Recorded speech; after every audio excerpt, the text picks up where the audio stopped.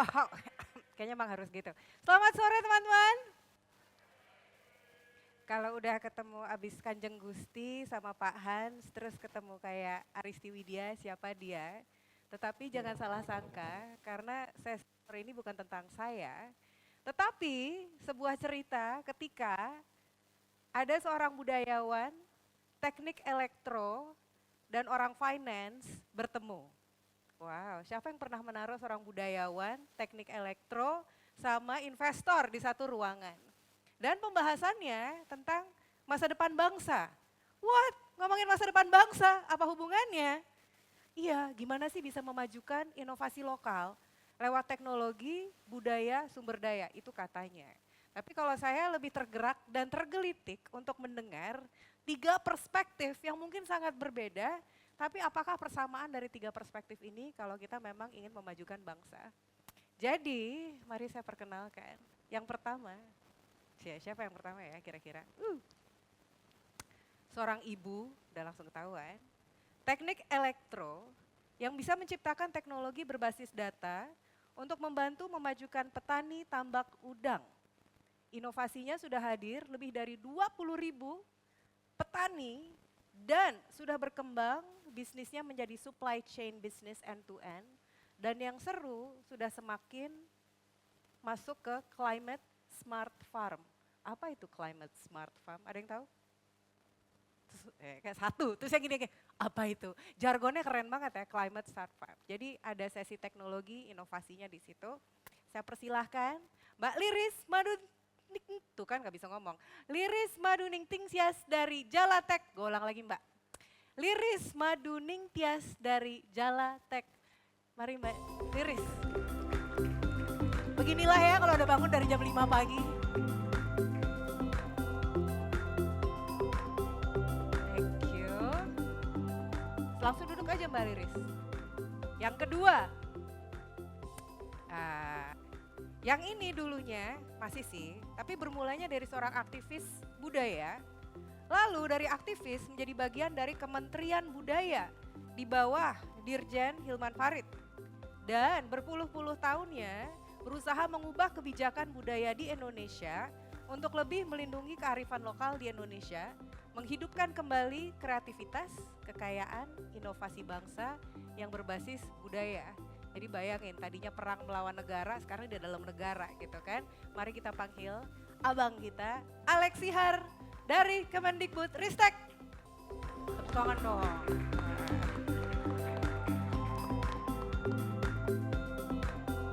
Dan yang ketiga, sebuah venture yang berinvestasi untuk memberdayakan industri grassroots. Apa itu industri grassroots? Melalui pendekatan ini sebagai anak usaha dari Bank BRI yang fokus terhadap sektor mikro dan juga ultra mikro, percaya bahwa investasi tidak hanya menghasilkan keuntungan finansial, tapi juga bisa memberikan dampak positif yang signifikan bagi masyarakat dan lingkungan. Mari kita panggil teman kita terakhir, Mas Erik Hormein dari BRI Ventures.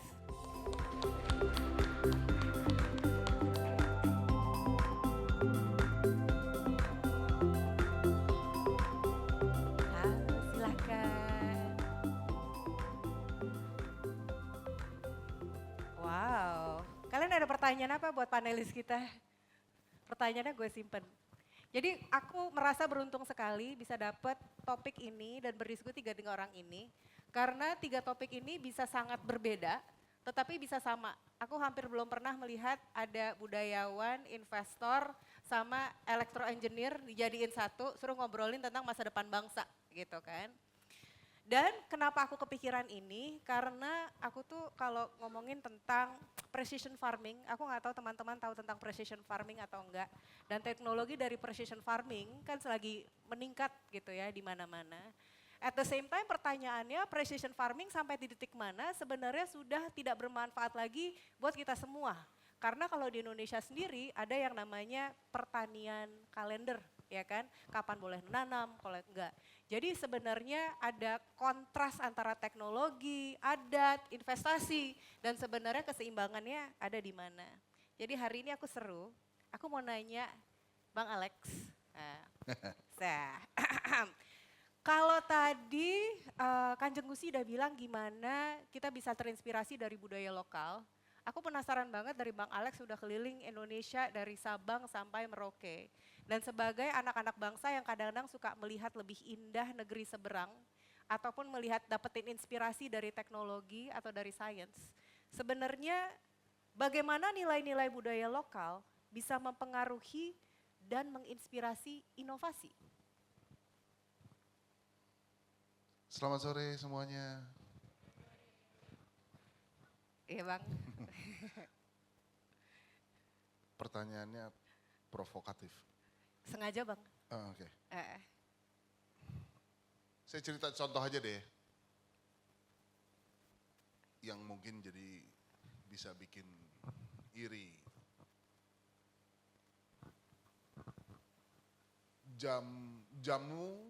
Jamu-jamuan atau mengolah herbs, bahan lokal, itu bahan yang ada di sekeliling kita menjadi bagian dari wellness, kesehatan, itu kan terjadi di seluruh kebudayaan di dunia. Literally seluruh kebudayaan di dunia.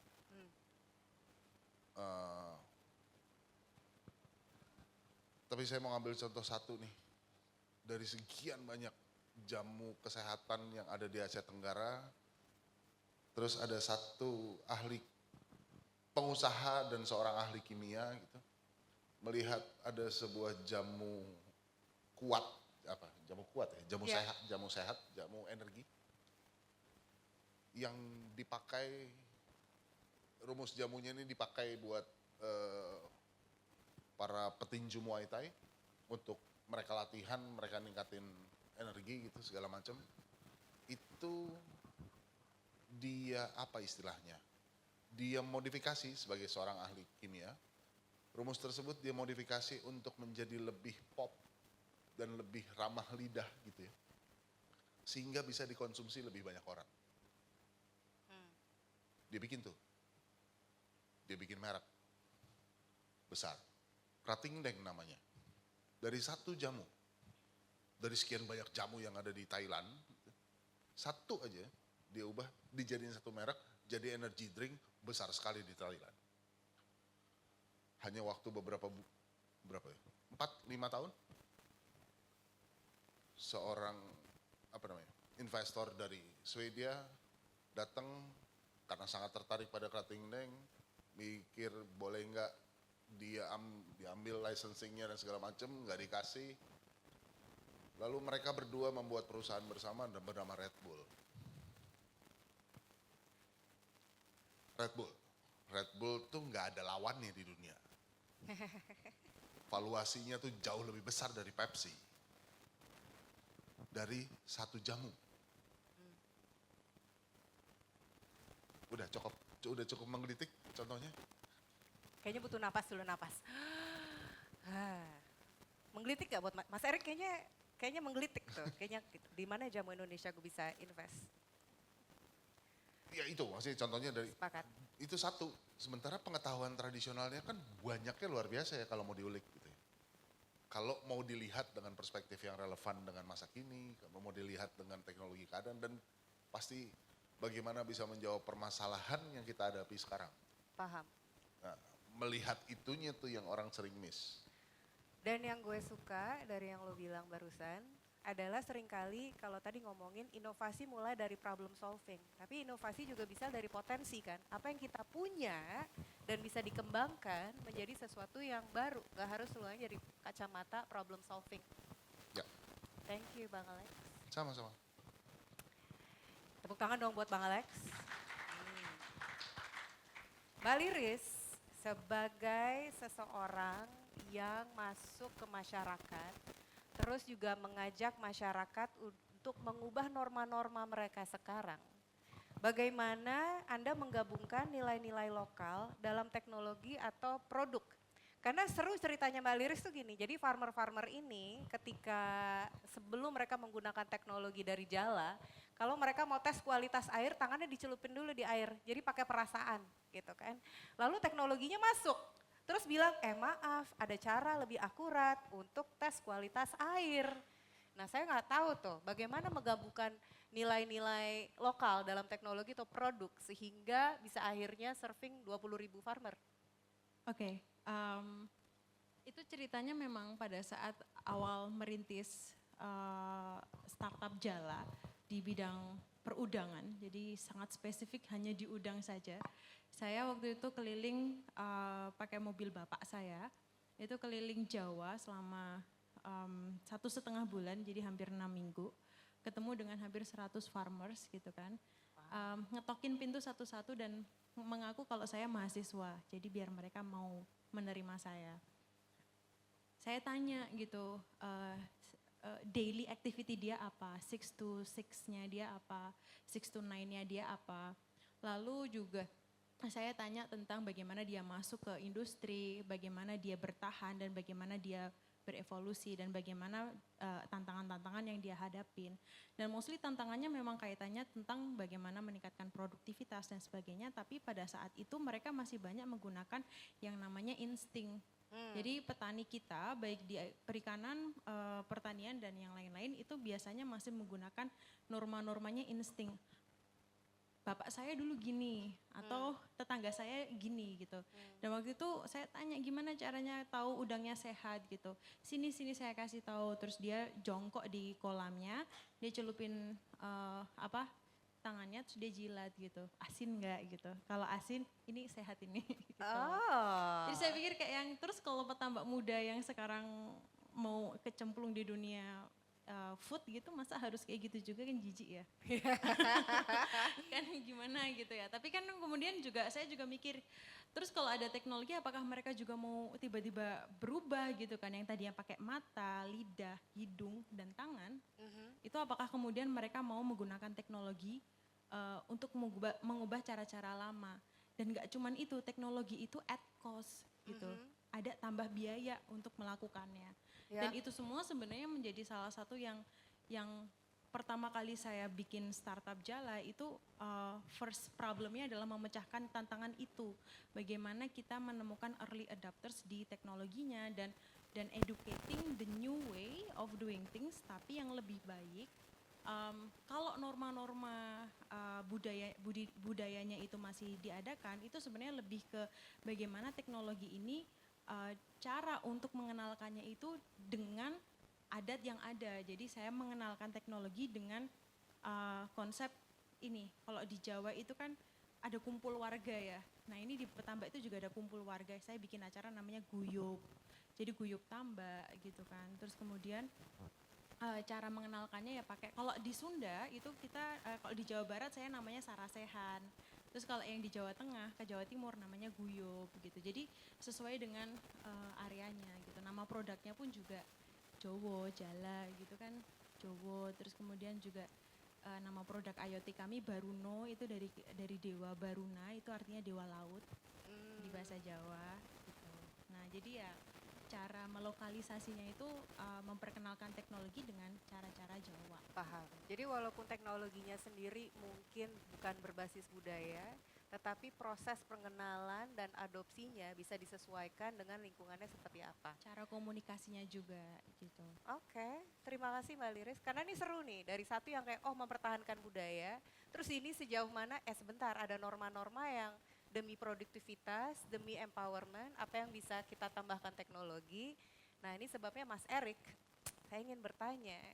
Karena kalau dari kacamata investor Mas, bagaimana Anda bisa memastikan bahwa investasi itu tidak hanya menghasilkan keuntungan finansial, tapi juga bisa memberikan dampak positif yang signifikan bagi masyarakat ataupun lingkungan. Karena tadi kalau dari ceritanya Bang Alex, iya mau skala besar tetap butuh investor gitu kan. Dari sini juga misalnya teknologi juga at cost, berarti peran investor juga sebenarnya bisa sangat berguna untuk memajukan bangsa. Nah tapi dari mana kita bisa tahu investasi itu tidak hanya keuntungan finansialnya saja, tapi juga ada dampak positifnya. Oke, jadi mungkin sekalian perkenalan aja nih. Halo teman-teman sekalian, perkenalkan nama saya Erik. Saat ini saya bekerja di BRI Ventures. Nah, untuk menjawab pertanyaannya sekalian saya cerita aja tentang BRI dan BRI Ventures kali ya. Yes.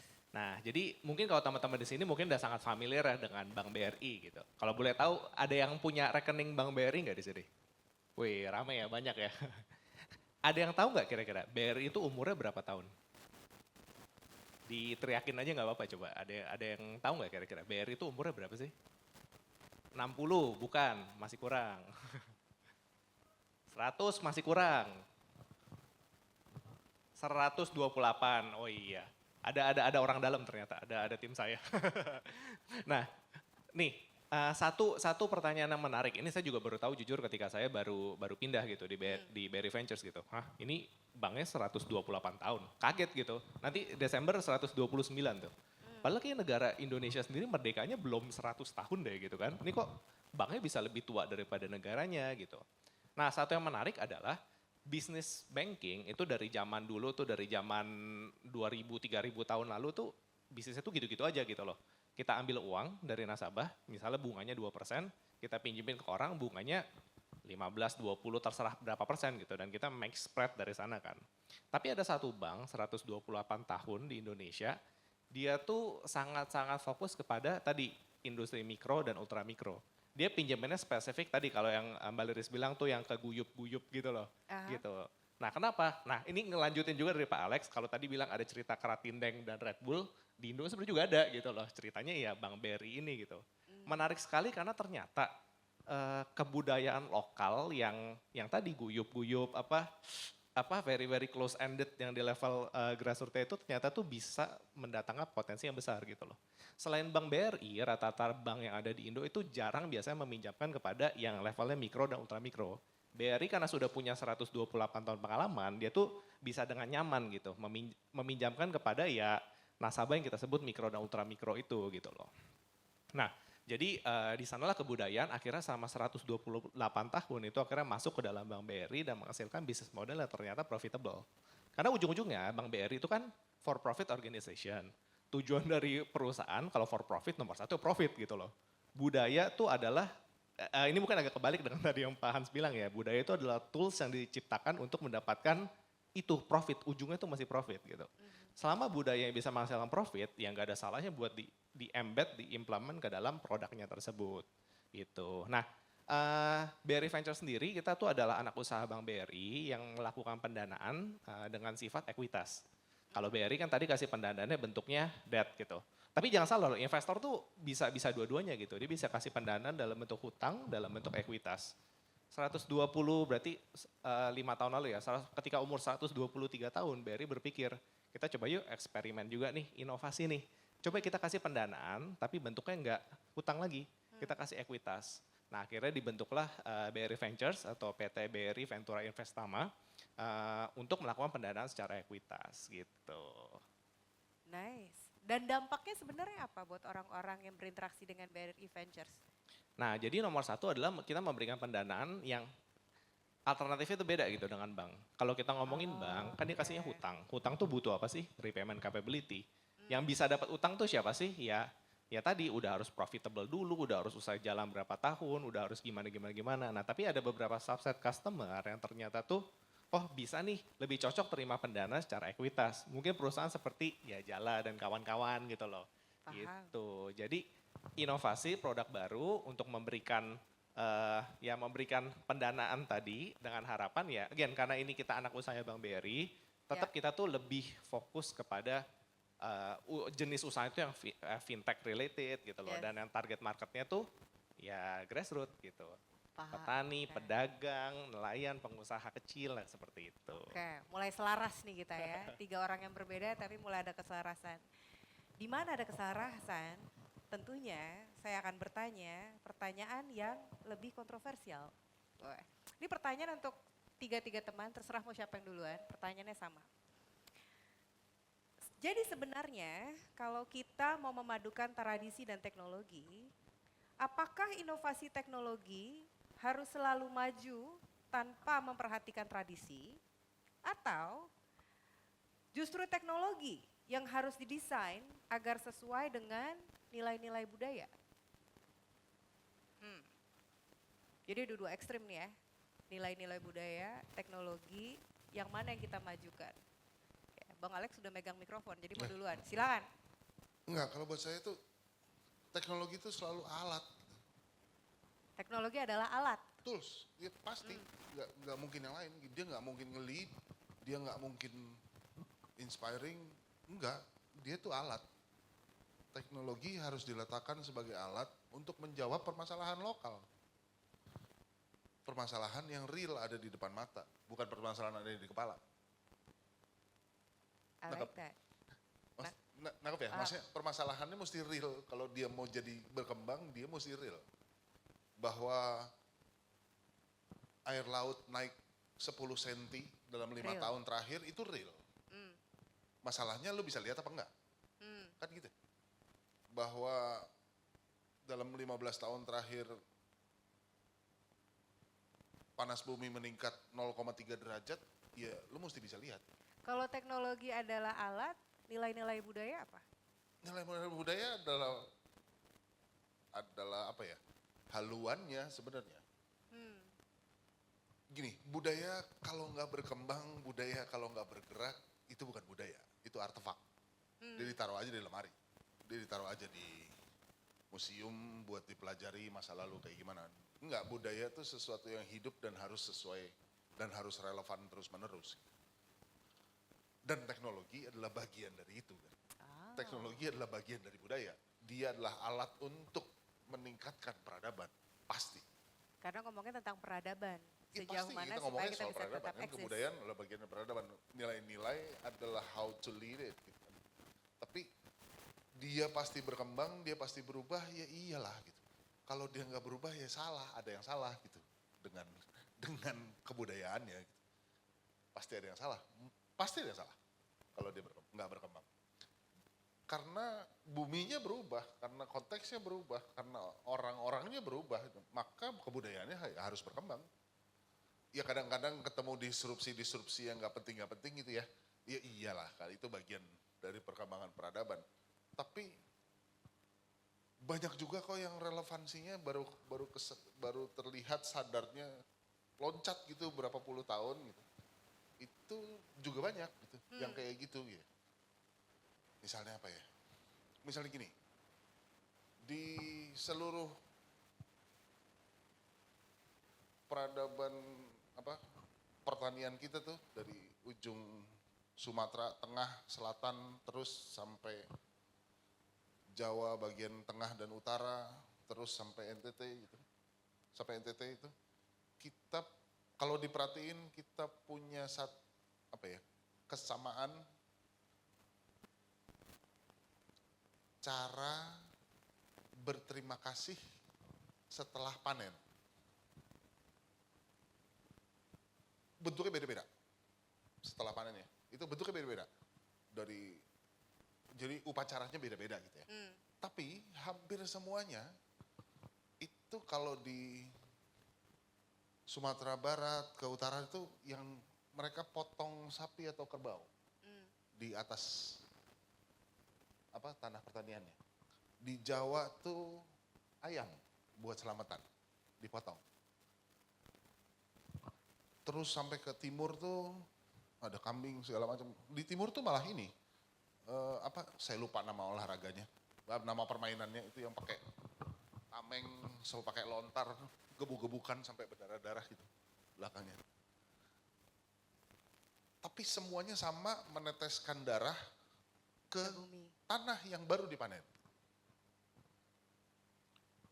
Hampir semua kebudayaan itu hilang, ritus itu hilang ketika agama-agama barat masuk ke Indonesia.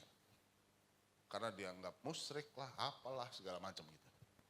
Paling kenceng waktu Islam masuk ke Indonesia, nggak boleh. Berterima kasihnya tetap, darahnya nggak ada, jadinya orang sembayang di tengah sawah gitu. Efektif? Enggak. Karena semua laboratorium biologi paling canggih di dunia juga tahu buat ngembangin bakteri itu pakai darah. Jadi orang leluhur kita dari zaman entah kapan dari tahu dulu itu tahu caranya ngembaliin unsur hara dengan cepat adalah kasih darah ke tanahnya. Mereka melakukannya dengan segala macam ritual yang dilakukan bagian dari berterima kasih. ada darah sapi, ada darah ayam, ada darah anak muda yang gebuk-gebukan gitu. Tapi itu bagian dari pengetahuan tentang bagaimana meningkatkan kembali unsur hara yang ada di tanah. Paham.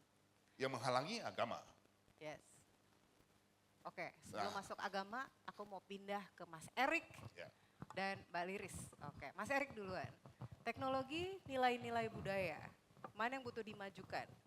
Nah, kalau ini saya disclaimer dulu, saya perspektifnya dari mungkin perusahaan tadi, perusahaan for profit gitu ya. Ya. Nah, jadi budaya, teknologi, apapun itu semua segala macam tuh sebenarnya ujung-ujungnya flavor, itu cuma rasa tambahan. Ujung-ujungnya perusahaan for profit, ujung-ujungnya itu pasti profit. Ini gitu dulu, saya pengen share kayak gitu. Nah, kenapa sih sekarang tuh perusahaan for profit ini kok ya kayak Goto nih, bukan kayak Goto nih, kayak semua perusahaan lain gitu ya. Kok ada ESG angle-nya, ada impact angle-nya, ada teknologi angle-nya, ada apapun angle itu segala macam karena kita sadari dulu tuh ujung-ujungnya karena itu ternyata bisa meningkatkan profit perusahaan. Gampangnya kayak gitu. Nah, mana yang mau dimajuin duluan? Kalau saya pakai pemikiran logis, tentu yang meningkatkan profit paling tinggi, bener gak sih? Nah, tapi sekarang ini, terutama kalau saya nih, di dunia saya ini fund manager ngomong-ngomong. Fund manager tuh apa sih? Saya ini ketika nginvest, saya tuh nggak pakai uang sendiri loh, saya tuh pakai uang orang. Saya ini pengelola dana gitu. Nah, sama ketika saya mendapatkan amanah ya dari pemilik modal menaruh ke saya nih misalnya, nih Erik kamu saya kasih 100. Saya tuh udah janjiin balik ke dia dalam waktu sekian tahun saya akan kembalikan uang 100 ini jadi sekian. Caranya gimana? Saya akan deploy kepada beberapa aset kelas. Nah aset kelas saya itu kebetulan adalah startup. Nah sekarang ketika saya mau minta uang lagi gitu, mereka tuh bakal bilang, teman gue tuh ada yang kasih ini ke buat apa yang ada ESG angle gitu segala macam. Lu bisa gak sih ada sebagian yang ditaruh ke sana, tiba-tiba dia minta flavor yang berbeda. Karena selama berarti ini dia ada tuh cuma demand. minta financial return. Tapi menurut saya dari 5 tahun ke belakang deh, mulai banyak pemilik modal ya yang minta tambahan rasa yang agak beda dikit gitu. Seru. Jadi tapi tetap minta return ya, tetap minta Tetap. uangnya balik, financial return, tapi boleh deh kasih sedikit ada rasa ESG-nya. Nah itu yang kita sebut impact investment. Impact itu artinya kalau dulu nih dari uang 100 itu misalnya saya harus kembalikan jadi bentuknya 200, udah dia nggak peduli yang lain. Saya taruh tuh di mana aja, senjata kayak judi kayak apa semua segala macam nggak peduli, yang penting 100-nya di 200. Nah tapi sekarang kita tuh udah mulai fasih nih, ada dengan namanya negative screening gitu. Nggak usah balikin gue 200, balikin gue 180 nggak apa-apa. Udah dapat diskon nih ya, tapi nggak boleh ini ya, nggak boleh rokok, nggak boleh yang pakai sweatshop di mana, nggak boleh sama negara yang mana kayak gitu. Ada yang kayak gitu. Itu negative screening. Ada lagi yang lebih ekstrim, nih gue kasih 100, balikin gue 150 aja deh. Wah diskon banget lagi. Tapi harus taruh ke company yang foundernya perempuan. Oh, ada lagi yang bahkan taruh ke yang ini agamanya tertentu. Ya. Ada, terserah dia gitu. Tapi tetap saya harus kembalikan uangnya itu, financial return itu, tapi bisa saya tambahkan, bisa diganti dengan beberapa flavor yang berbeda. Seru. Nah jadi teknologi budaya, tergantung nih ada yang bilang, boleh nih balikin saya 150, tapi investnya ke yang Web3 ya, taruhnya ke blockchain ya. Ya. Atau ada nih, tapi taruhnya generative AI ya. Nah itu adalah mandat yang dikasih dan ya bisa di trade off gitu dengan target financial return saya. Paham. Gitu. Jadi sebenarnya yang aku seru terlepas dari bahwa financial return nomor 1 buat for profit, karena kalau investing butuh ada kembalian.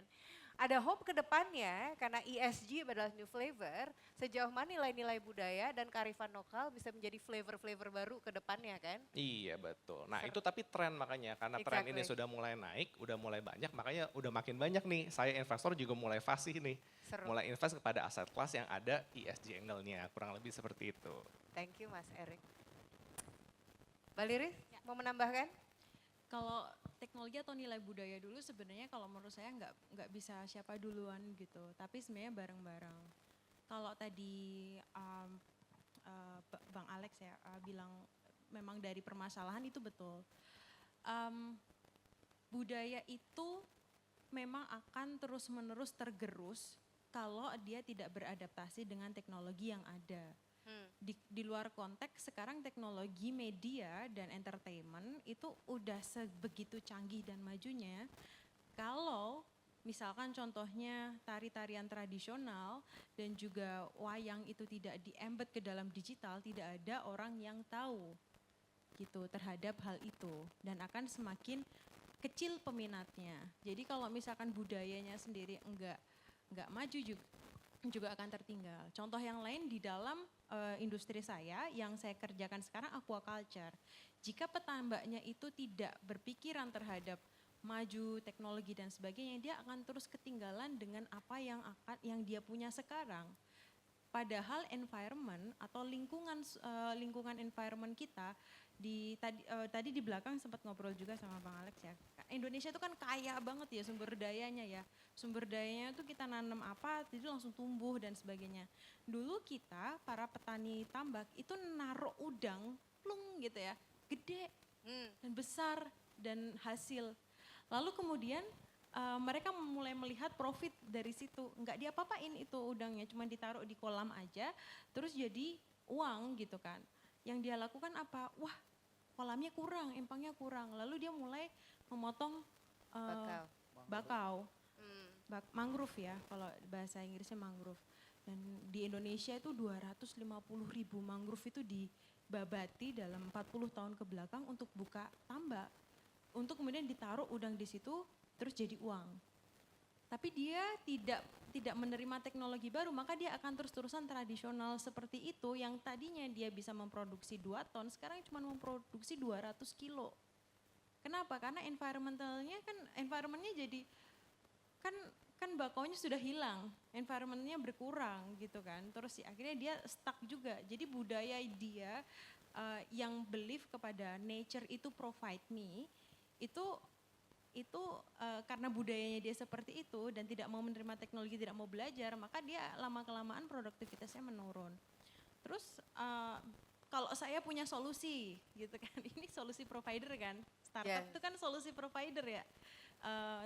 Solusi provider mau ngasih solusi, saya mau kasih solusi Pak, gitu permisi Pak, ini Bapak kalau tanam mangrove, terus habis itu yang sisanya di intensif, Bapak bisa ngasilnya 40 kali lipat, Bapak mau nggak gitu? Terus dia mau nggak?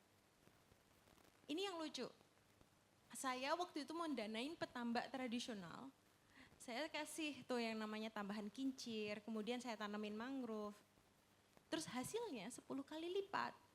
Wah saya happy dong, yay. Proof of concept, wah ini kalau orang startup tahu proof of concept, wah 10x. Besok ke Pak Erik dapat dana. Iya langsung. Tapi waktu saya tanya sama petambaknya, Pak besok lagi ya Pak ya, enggak mau gitu. Dia enggak mau, Pak 10 kali lipat dia enggak mau. Duitnya dia setelah bagi hasil sama kita itu dia dapat 4 kali lipat dari income dia. Tapi enggak mau, kenapa? Pengen 10. Karena dia kalau tradisional itu dia cemplung udangnya, dia diem nunggu kipas-kipas. Terus dia waktu kipas-kipas dia bisa nguli atau ke pasar dia biasanya jadi tukang angkut gitu. Terus habis itu dia mostly kipas-kipas. Terus saya tanya, tapi Pak ini kan ngasilin 4 kali lipat ya, Bapak kan bisa nambahin biaya sekolah anaknya gitu kan. Ya tapi kan saya harus kerja pagi sore ditambah. Harus hidupin kincir, kasih makan, effort. Siapa yang mau ngerjain? Kan Bapak bisa, Bapak kan masih sehat gitu. Nah terus nanti waktu saya gimana gitu. Nah akhirnya gagal konsepnya, proof of concept yang Indah itu tadi. Yang indah tadi itu yang tadinya bisa jadi duit tadi ya, itu hilang. Karena mindsetnya dia yang Karena sebenarnya mindsetnya. aku butuh usaha lebih, bukan? Karena apa?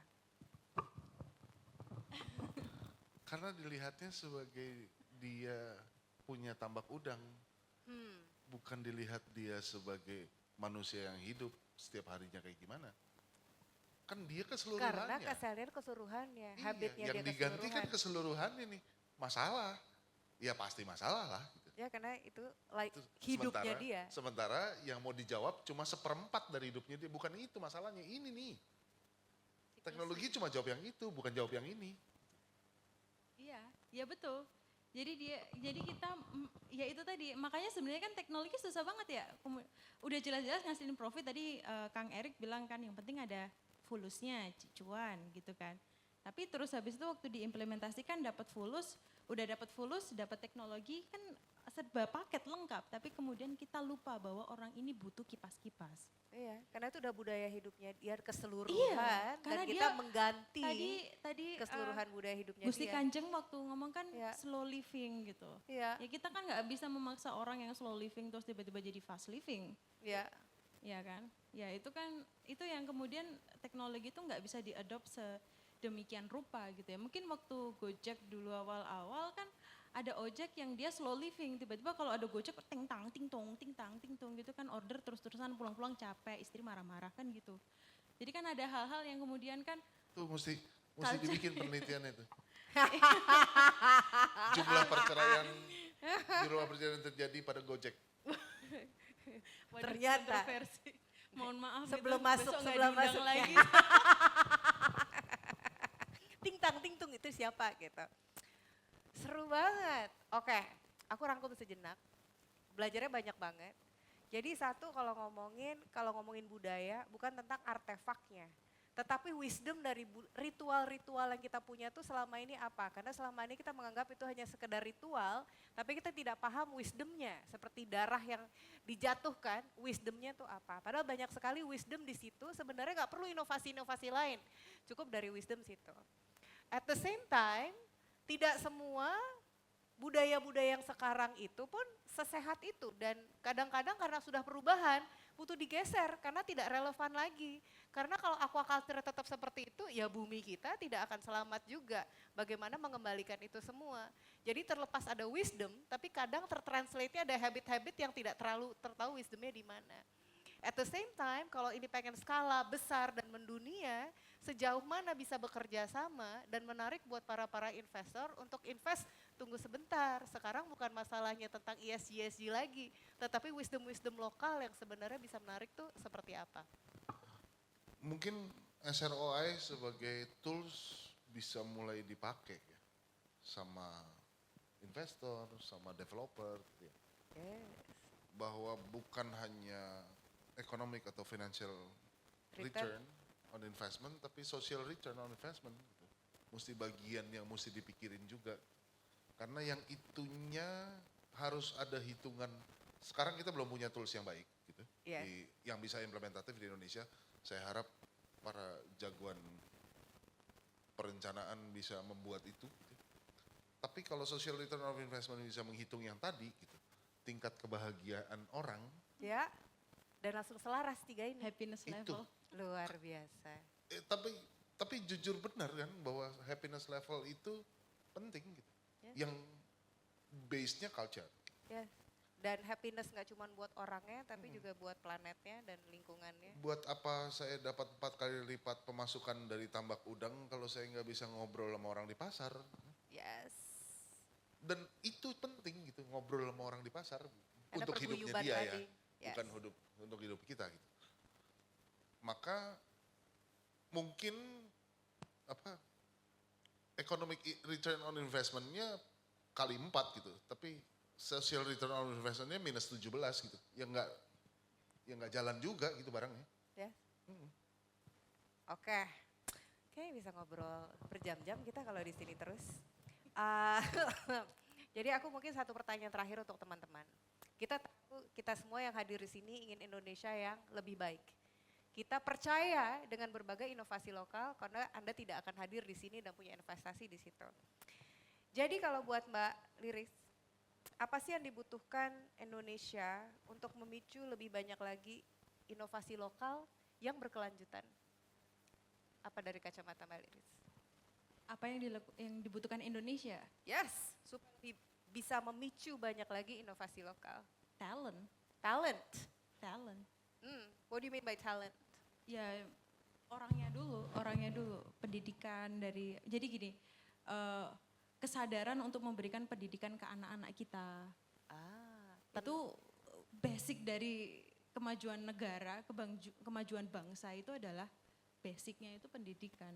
Jadi kemampuan literasi, Iya, ya, memahami, kayak tadi problem gitu. solving, passion. Kalau si petani yang tadi itu punya anak, terus anaknya lihat bapaknya kipas-kipas dapat duit, tapi dapat duitnya sedikit, terus kemudian bapaknya nggak mau buat dapat duit lebih banyak untuk menyekolahkan anaknya, dan anaknya setiap dapat duit dia milih untuk belikan motor pak. instead of Pak mau les matematika atau apa gitu, Paham.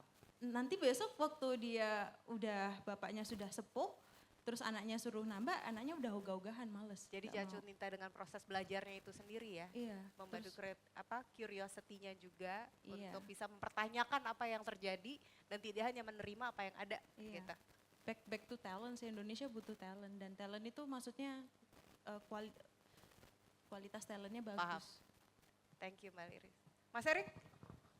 Iya, kalau dari saya sih gini ya, dari fund manager kita butuh return. Nah, tapi ternyata bener nih, ada Konsisten. iya emang message-nya itu Betul. gitu. Tapi ada emang unsur budaya ternyata tuh cuma bisa di-crack oleh orang lokal nih gitu. Gampangnya nih, Goto sampai sekarang Gojeknya masih ada. Uber kemana tuh? Udah kabur kan gitu loh. Kenapa? Ya nggak tahu gitu loh. Saya juga nggak tahu gitu. Tokopedia akhirnya bisa jadi sampai sebesar sekarang. Dulu kayaknya Amazon kalau nggak salah sempat mau masuk deh ke Indo apa gimana. Dan saya yakin e-commerce yang lain pasti juga ngelakuin yang sama. Tapi entah kenapa di negara ini butuh ada orang yang bisa crack that social sama budaya itu harus bisa ditweak sedikit sehingga bisa jadi kayak Bang BRI gitu loh. Kayak emang ada unsur yang orang luar tuh nggak bakal ngerti, mesti orang yang emang lahirnya di sana, tinggalnya di sana, ya kayak tadi tuh kayak kipas-kipas itu segala macam. Kalau kita ngomongin ke orang luar kan diketawain kan, kayak nggak masuk gitu logik ya. Tapi ternyata emang adanya begitu. Nah jadi teman-teman di sini, para change maker sekalian, kita tuh di sini punya sesuatu yang orang lain tuh nggak punya apa, yaitu pengetahuan lokalnya itu loh, local knowledge itu. Dan ternyata itu kalau kita bisa inkorporasikan dengan benar dan itu bisa menjadikan return, bisa loh nanti jadi the next Go dan To seperti di Goto ini gitu. Dan Krating Deng, dan Ya, Jala, kan produk- plus. Iya betul. Dan BRI seperti BRI. Dan BRI Iya. juga. Beri mendunia, yes. Last Bang Alex, pesan-pesan apa yang dibutuhkan Indonesia? Es teh manis 2 pesan. Ya, Tadi ya maksudnya talent sebenarnya tapi pengetahuannya kan sebenarnya. Talent dengan pengetahuan lokal yang accessible. Pengetahuan lokal tuh sebenarnya juga nggak accessible amat gitu ya. Dalam satu tempat kadang-kadang dia selalu diselimuti sama banyak sekali apalah cerita lain sampai si Esensinya intinya dapat. esensinya tuh kadang-kadang kita blurnya apa sih sebenarnya gitu ya. Nah, kenapa sih orang nggak boleh duduk perempuan nggak boleh duduk di depan pintu gitu? iya. Apa sih ini aturan aneh banget gitu. Itu Ya biar kayak gitu. nanti kalau kayak gitu nggak dapet jodoh. Nggak, makanya. Enak. Maksudnya itu kita punya tradisi folklore yang begitu kuat untuk membawa pengetahuan tersebut dari satu generasi ke generasi lain berikutnya. Dan kadang-kadang selimutnya itu kita nggak bisa dapat esensinya. Bagaimana ya membuatnya menjadi accessible, kan itu ya. Pengetahuan itu membuatnya menjadi accessible. Sehingga when you innovate based on that knowledge, innovation lo tuh sampai sana gitu. Karena punya pengetahuan lokal yang juga sangat Mendalam dan mendasar. mendalam. Ya. Maka inovasinya beneran bisa loncat. Itu kelihatan banget kok. Bahkan di dunia kreatif gitu ya. Itu kelihatan sekali. Ini pengetahuan yang sama lah. Pengetahuan tentang tuyul. Itu ada banget di seluruh dunia. Pengetahuan tradisional tentang tuyul. Itu ada di seluruh dunia. Hampir semua culture punya. Orang kreatif kita menerjemahkannya, narasinya, mentok-mentoknya romance comedy. Tuyul dan Mbak Yul. Nggak ada yang tahu ya? Tahu. Saya masih tahu. Tahu. Tuyul dan Mbak Yul. Jadi masih jadi cerita romance comedy gitu. Si Tuyul dan Mbak Yul. Umumnya pengetahuan ini diterjemahkan sebagai cerita horor. Umumnya gitu. Tapi ada yang stretch down gitu sampai ke jadi romance comedy. Jepang itu bisa bikin terjemahannya untuk pengetahuan yang sama ya, sama-sama tuyul. Terjemahannya itu sampai petualangan buat anak-anak coba. Ada yang sadar nggak kalau Pikachu itu tuyul? Pokemon itu cerita tentang tuyul. Coba digendongnya sama. Yang bisa lihat hanya orang yang tertentu talented. Dia dilatih untuk bekerja, menghasilkan sesuatu sama persis. Tapi dia bisa nerjemahinnya sampai situ gitu. Atas pengetahuan yang sama nih tentang tuyul. Kita berhenti di romance komedi, dia bisa sampai situ loh. Dan dikomersialkan. Dikomersialkan jadi game terbesar di dunia sekarang. Tuyul. Dan itu sesi kita siang ini. Sejauh mana pengetahuan lokal, kalau kita bisa tahu sampai mendasarnya, jadi menjadi wisdom baru dan bisa berhasil diinovasi. Betul. Dan kalau memang butuh tambahan teknologi sebagai tool untuk memajukannya lagi, let's go. Karena masalahnya memang akan selalu relevan di dunia yang sekarang. Dan bagaimana kita bisa menumbuhkan investor-investor baru untuk melihat punya kekayaan dalam semua kekayaan lokal ini. Terima kasih Mbak Liris, Mas Erik, Bung Alex. Tepuk tangan dong buat 3 tamu kita sore hari ini. Thank you.